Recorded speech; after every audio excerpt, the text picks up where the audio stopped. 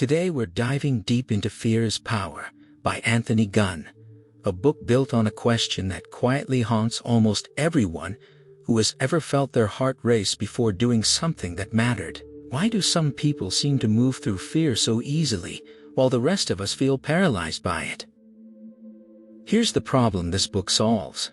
Gunn grew up watching local boxers train, drawn to the sport but convinced he was missing something the confident fighters around him seemed to possess, some mysterious inherited quality that let them walk into the ring without feeling afraid.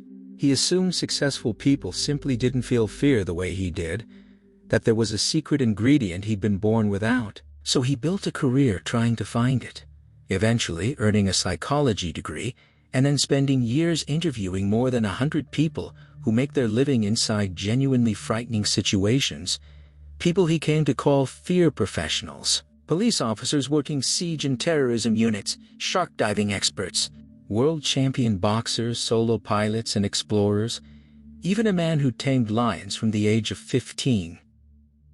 Of the more than 100 fear professionals Gunn eventually interviewed, more than half were police officers, and more than a third were elite athletes and coaches, a detail worth pausing on. These weren't motivational speakers theorizing about courage from a stage. They were people whose next decision, made in a matter of seconds, could genuinely determine whether they lived or died, or whether someone else did. When people with that much on the line describe still feeling afraid every time, it's worth taking seriously. What he discovered upended everything he'd assumed.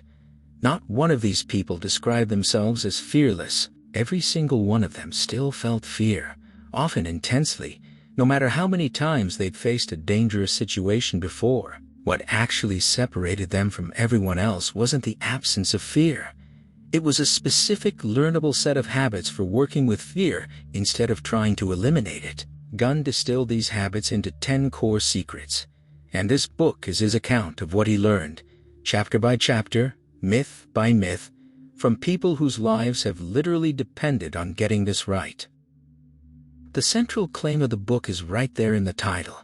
Fear isn't your enemy, something to be crushed, cured, or willed away. Handled correctly, it becomes a resource, arguably one of the most powerful tools you have access to. Most of us have simply never been taught how to use it.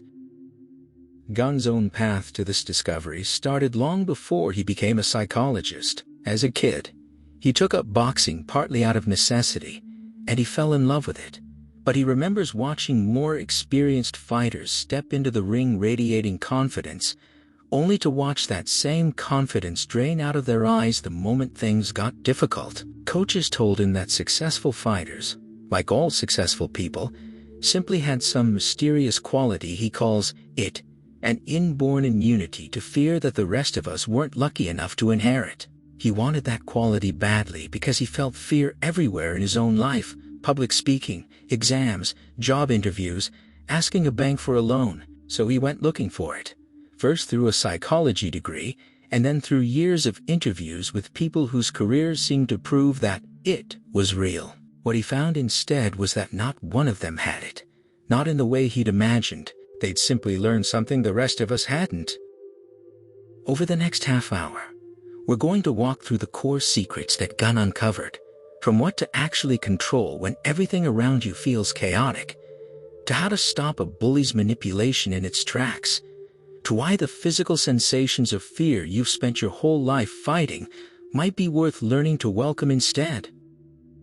Before we get into it, if you're someone who genuinely loves books like this, ideas that don't just entertain you but actually change how you relate to your own fear, it would mean a lot if you hit subscribe, tap that like button, and turned on notifications. This channel exists for people who want to think more clearly and live more intentionally, and there's a lot more of that coming.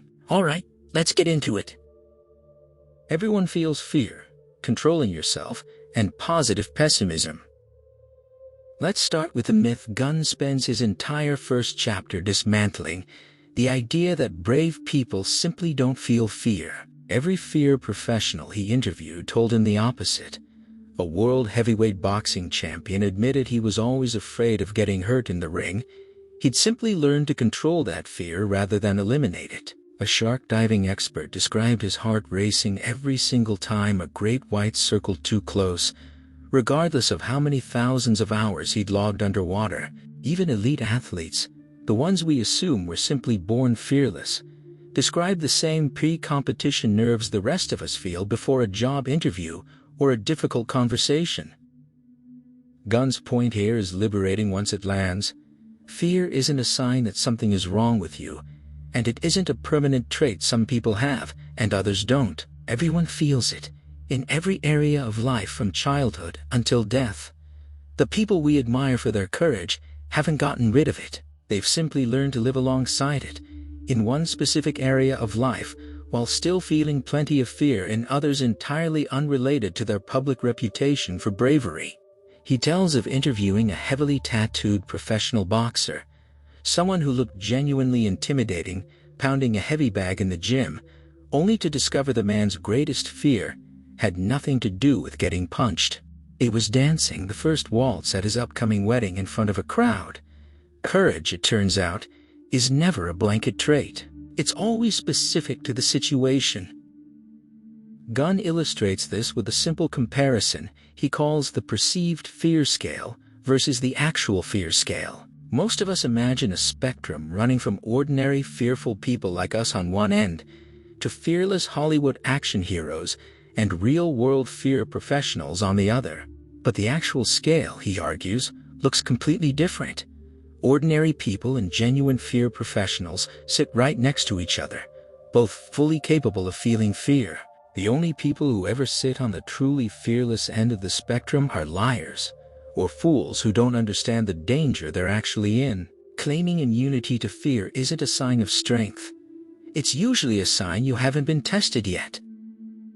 This leads into the second secret, and it might be the most practically useful idea in the entire book. Control yourself to control the situation.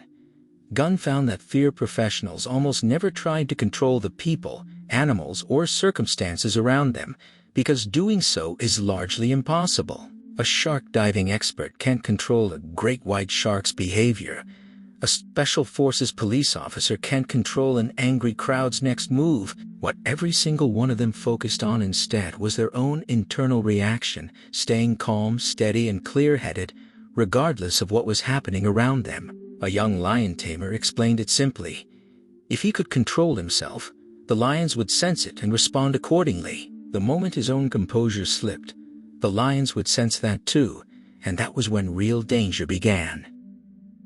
Gunn extends this into everyday life through a comparison to parenting, pointing out that parents never actually have full control over a child's sleep schedule, friendships, or temperament, no matter how hard they try to engineer it. The only thing anyone genuinely controls in parenting or anywhere else is their own response, and he's careful to separate this from luck, a concept he found many people lean on specifically to avoid taking responsibility for their own reactions. Blaming a bad outcome on bad luck feels comforting in the moment, but it quietly strips you of the one thing you actually had power over the whole time: how you chose to respond.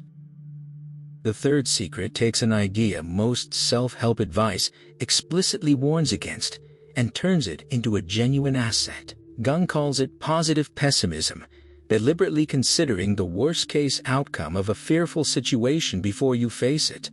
He shares a haunting story from an experienced Antarctic explorer whose close friend and fellow pilot once mocked him for constantly discussing everything that could go wrong on an expedition, insisting instead that he simply assumed things would go right. That friend died in a plane crash the following year.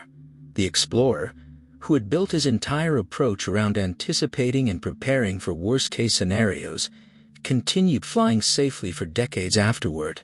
Gunn's argument is that refusing to consider the worst doesn't protect you from it, it just leaves you unprepared when it happens. Fear professionals across every field he interviewed use this same deliberate pessimism, not to talk themselves out of acting, but to walk into a fearful situation already having mentally rehearsed how they'd handle it if things went wrong, which, counterintuitively, made them feel calmer and more confident once they were actually in it. Gunn's second secret is grounded in a genuinely tense story from a shark diving expert who spent decades filming great whites underwater. During one dive, his equipment became tangled on the outside of his safety cage, just as a large shark turned and swam directly toward him. With no time to free himself and retreat fully into the cage, he made a split-second decision to push his camera toward the oncoming shark's face rather than panic. The shark pushed past him in the cage without incident.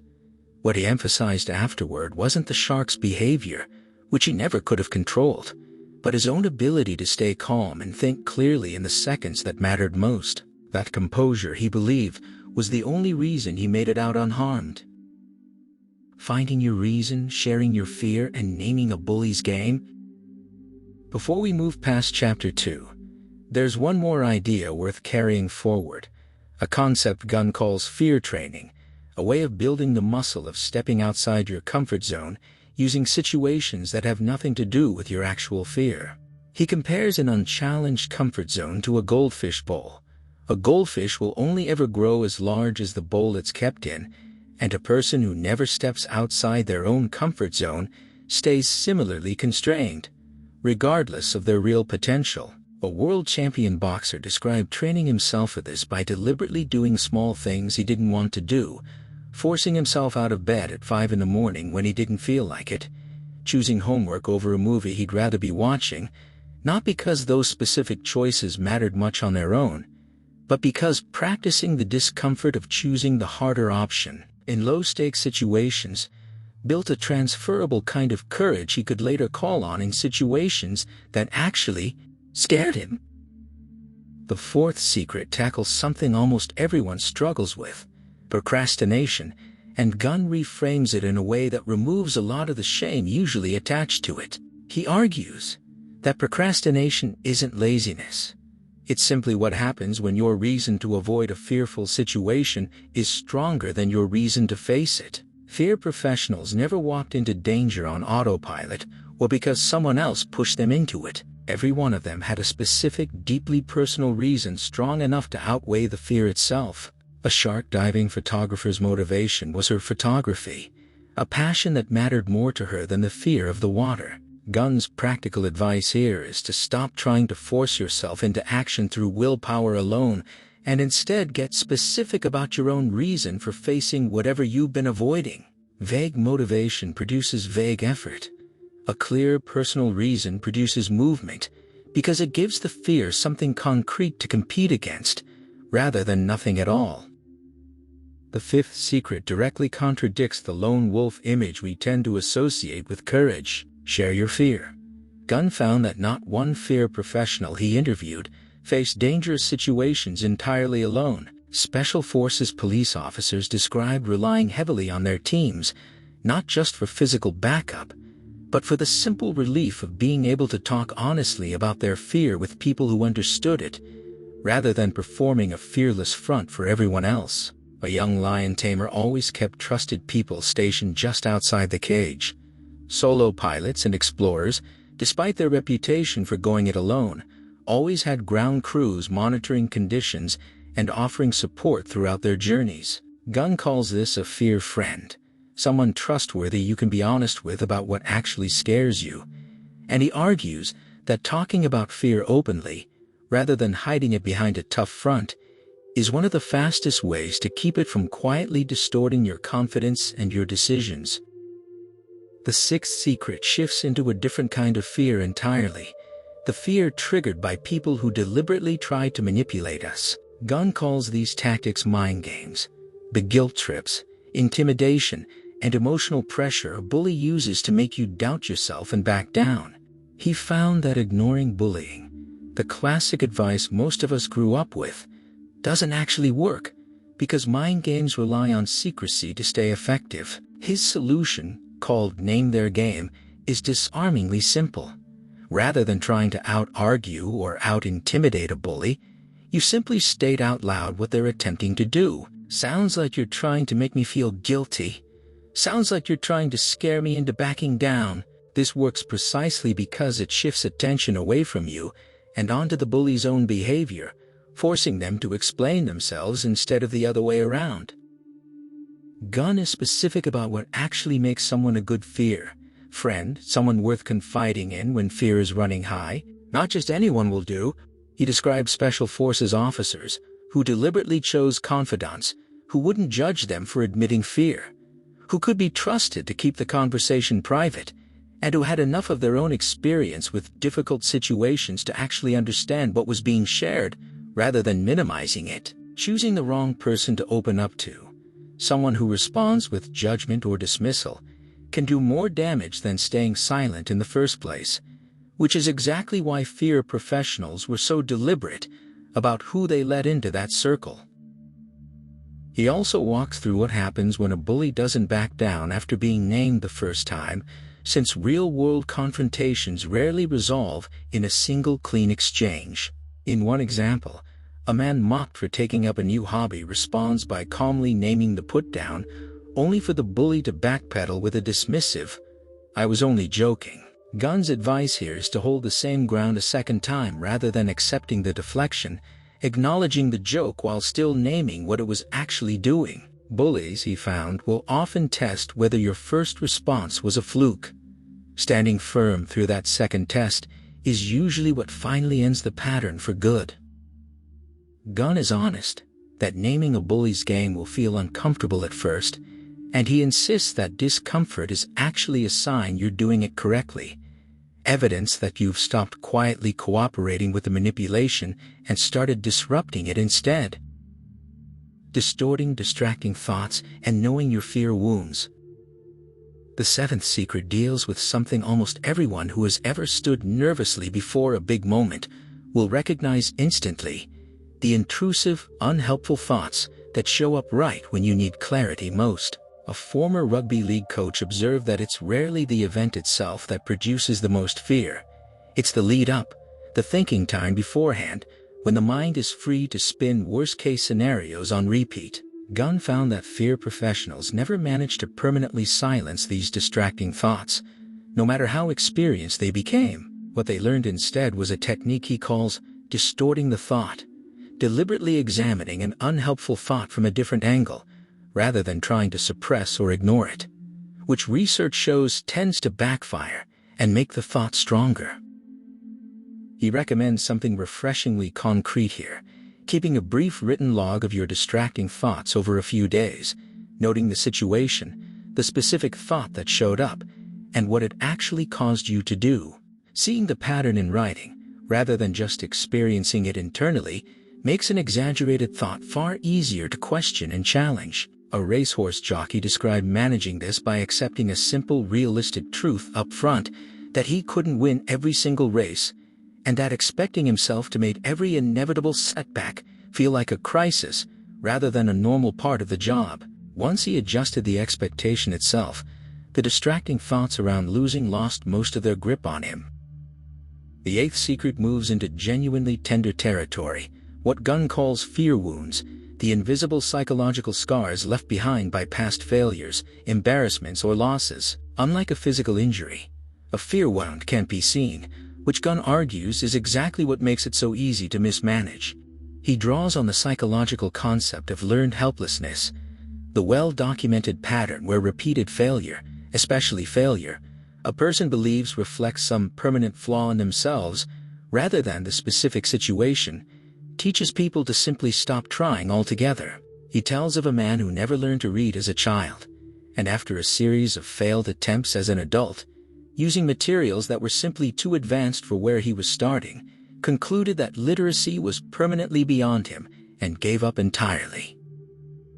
Gunn firmly rejects the common advice to just get over past setbacks and move on, arguing that ignoring a fear wound doesn't heal it. It lets it quietly fester, slowly eroding confidence in any situation that even resembles the one that caused the original pain. The alternative he recommends is acknowledging the wound honestly, examining what actually happened without minimizing it, and treating any hesitation to try again, not as weakness, but as the entirely normal aftermath of a genuine injury that deserves care, rather than denial before you attempt to reface it. Gunn draws directly on the psychologist Martin Seligman's landmark research into learned helplessness to explain why fear wounds are so dangerous when left unaddressed. In Seligman's experiments, participants were given a test rigged to be impossible to pass, and after enough failed attempts, they simply stopped trying on later tests, even ones that were genuinely solvable. The failure itself wasn't what broke their effort. It was the belief, formed after repeated setbacks, that nothing they did would make a difference. Gunn argues this same mechanism plays out constantly in ordinary life, and that the antidote isn't blind positivity, but honestly examining what actually went wrong the first time, so the next attempt can be approached differently, rather than repeating the same doomed pattern. Gunn compares a fear wound directly to a physical cut, pointing out that a small wound treated properly, cleaned, acknowledged, given time, generally heals with minimal scarring, while the same wound left untreated risks infection that can spread and affect far more than the original injury. He's careful to note that getting to know a fear wound isn't about reliving the original pain in vivid detail. It's closer to a self-diagnosis, identifying what happened, what it taught your mind to expect, and whether that expectation is still accurate today. He also cautions that this process has limits. If recalling a past hurt feels overwhelming rather than simply uncomfortable, that's a signal to seek professional support rather than attempting to work through it alone. A rare and important note of restraint in a book otherwise built around self-directed technique. Trusting your intuition and learning to enjoy your fear. The ninth secret pushes back against something our modern, information-saturated culture tends to dismiss: the value of gut instinct. Gunn shares a genuinely chilling account from a police officer who once ignored a strong internal warning before entering a bar to deal with a disruptive patron, choosing not to check through a window first because the feeling seemed like an overreaction. He and his partner walked directly into a room surrounded by dozens of hostile bikers, blocking every exit, and it took a fast, clever bluff to get them both out safely. That officer described the experience as the clearest lesson of his career, that the internal warning he'd learned to trust through years of experience deserved to be listened to even when logic couldn't fully explain it.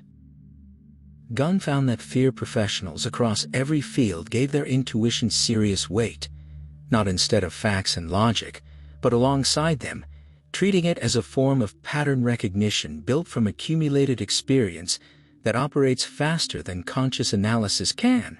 He argues that intuition isn't mystical, it's ancestral, the same primal warning system that kept early humans alive long before anyone needed scientific proof of danger to justify acting on it. His advice: stop dismissing that internal signal simply because it can't be written out as a logical argument, and instead treat a strong, persistent gut feeling as data worth factoring into any decision, particularly ones involving real risk. Gunn shares a far more sobering example from his own counseling practice to show what's at stake when intuition gets overridden by logic. A client of his, the sole surviving passenger of a car accident caused by a drunk driver, was left permanently disabled by the crash. She confided that something had told her not to get into that car that night, but she'd gone along anyway, rather than risk seeming difficult or causing a scene. Gunn is careful not to turn this into a simple lesson that intuition is always right and logic is always wrong. His point is subtler: that we are emotional creatures who often override a genuine warning signal, specifically because it can't be justified with facts, and that the absence of hard evidence isn't the same as the absence of real danger. He offers a lighter example from his own life as a contrast, ignoring a nagging feeling about a second-hand dishwasher because he had 3 perfectly logical reasons to buy it anyway, only to end up with an expensive, useless doorstop gathering dust in his shed. The stakes were different, but the mechanism, talking yourself past a feeling using reasons that sound convincing, was exactly the same. The 10th and final secret asks something that sounds almost impossible at first: to actually enjoy the physical sensations fear produces, the racing heart, the sweating palms, the trembling hands most of us spend enormous energy trying to hide or suppress. Gunn found that fear professionals didn't just tolerate these sensations, they had learned to welcome them entirely, treating fear less like an enemy to be defeated, and more like a demanding but trustworthy friend. One world champion boxer explained that what actually helped him control his fear in the ring wasn't eliminating the physical feeling of it. It was refusing to be afraid of the feeling itself. A solo pilot who flew around the world alone described genuinely loving the fear that came with flying, because its presence was proof she was doing something that actually mattered to her. Growth simply doesn't happen anywhere comfort already lives.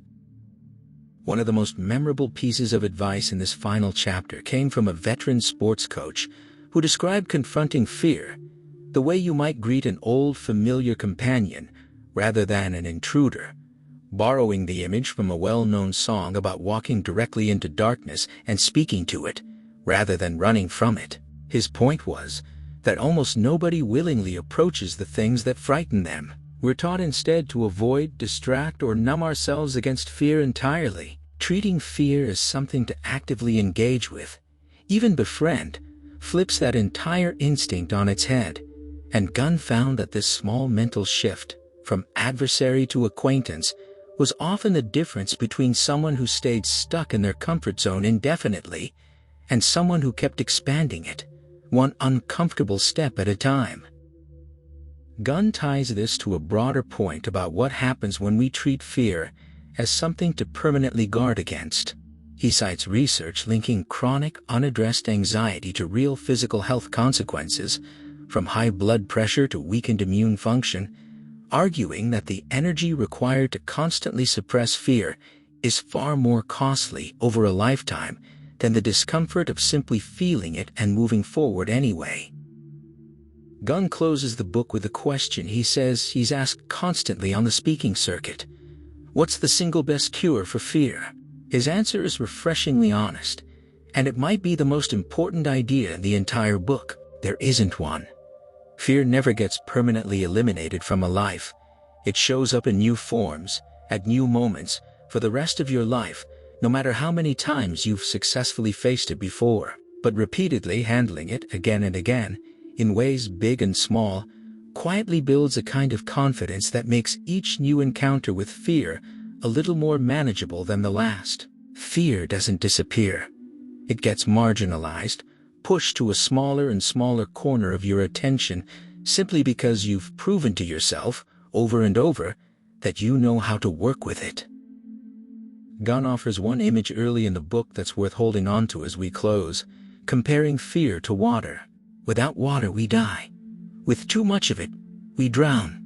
But properly contained and directed, water becomes one of the most useful substances on Earth. And Gunn argues fear works exactly the same way. Poured into a vase, water takes the shape of whatever contains it.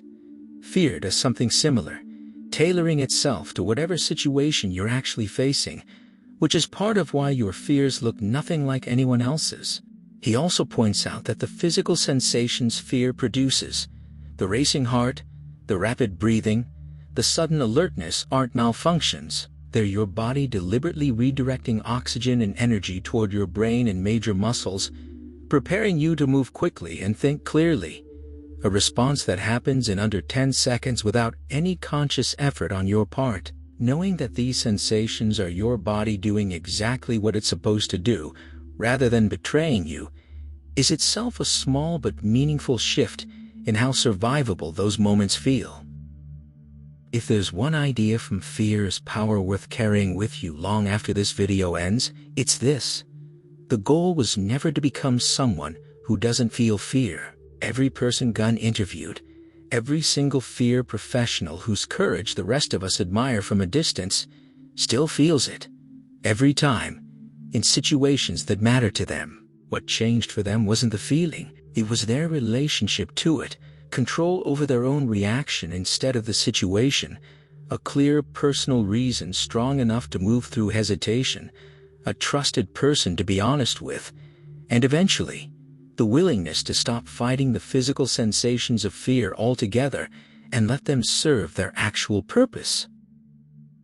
Here's the actionable piece to walk away with today. Think of one situation you've been avoiding, something you've quietly talked yourself out of more than once. Apply just one of these 10 secrets to it this week. Write down your specific personal reason for wanting to face it. Tell one trusted person exactly what scares you about it. Or simply notice the physical sensations that show up when you consider doing it, and instead of fighting them, let them be there. Proof that you're stepping towards something that actually matters to you. If this video gave you something to sit with, I'd genuinely love to hear it. Drop a comment below with your favorite thought from today, the idea that hit you hardest, and let's talk about it. And if you want more conversations like this one, thoughtful, unhurried, built around books that actually change how you live, come join us. Subscribe to the Mind Master, and let's keep learning to turn what scares us into exactly what moves us forward, one honest moment at a time. I'll see you in the next one.